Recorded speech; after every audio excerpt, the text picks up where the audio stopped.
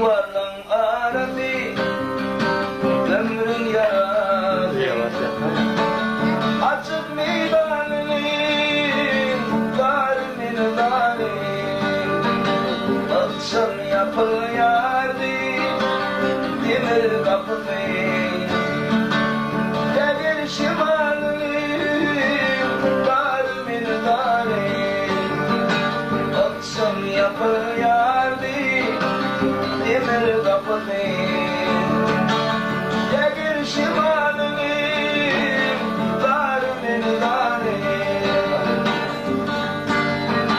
dalkın kölemini bağlar görülmedi başa düşmedi ayıranlık bilmedi kanatında yine atan seni dinlemedi yedi kelemin darmin darin kanatında yine atan seni dinlemedi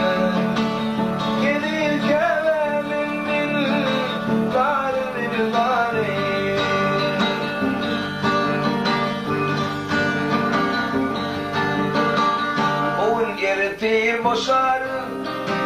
zindanın bari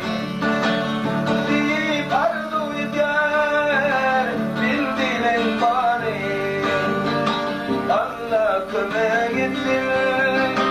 yâr görmeni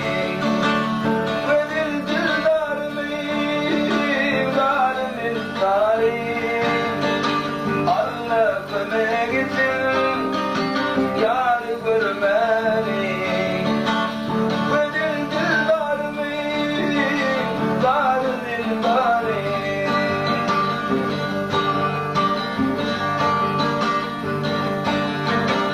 bakışı bir zindan bana darın yarım kendiyleyin bu işleri